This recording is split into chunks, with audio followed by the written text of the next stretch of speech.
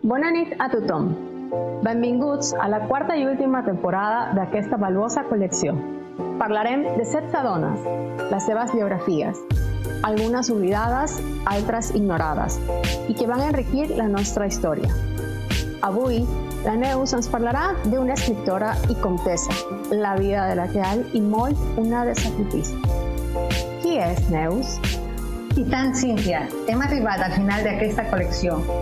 Aquestes exposicions, les dones catalanes temporades 1, 2, 3 i 4, i que tenim impreses, viatgen itineràriament a diversos espais dins de Guayaquil i Quito, universitats, escoles i museus.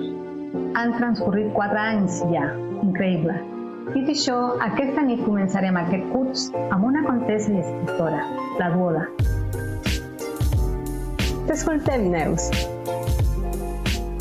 803-843. Comtessa i escriptora Duoda, una mare forta a la distància quan el joc polític del seu marit la va allunyar dels fills, va buscar la millor manera per seguir educant-los i va trobar la solució en la redacció del Liber Manualis, un llibre que també li va servir per no trencar el fil d'amor amb els seus plans.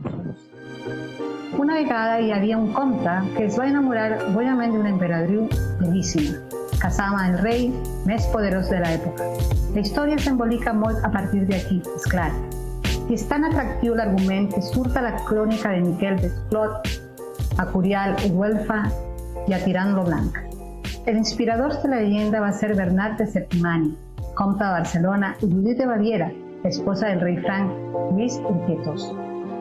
Si esta hi ha recurs, si va haver passió o si els van acusar d'adulteri per raons polítiques, no ho sabrem mai. El que és segur és que el comte Bernat va tenir molts conflictes a la cort franca i que va mantenir sempre allunyada la seva esposa Duoda.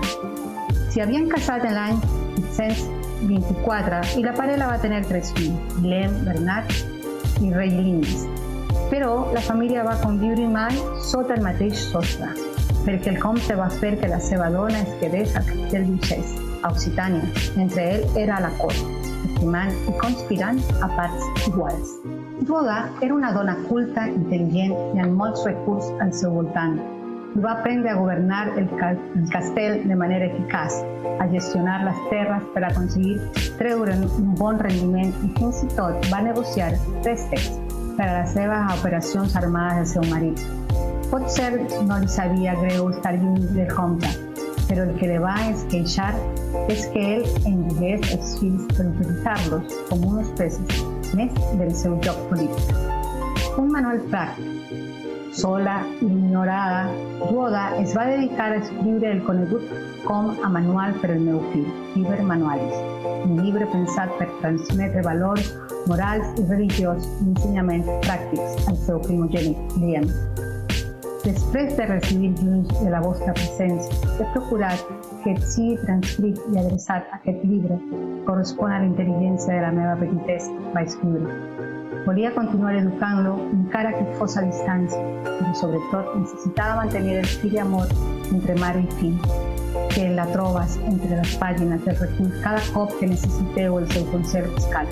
Per això va escriure el llibre amb un estil molt personal.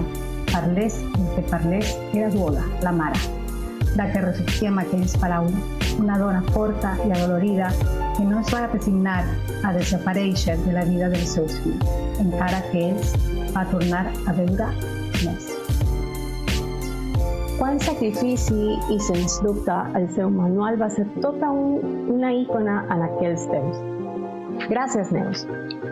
I tant, Cíntia, amors ple de sacrifici. Bona nit a tothom.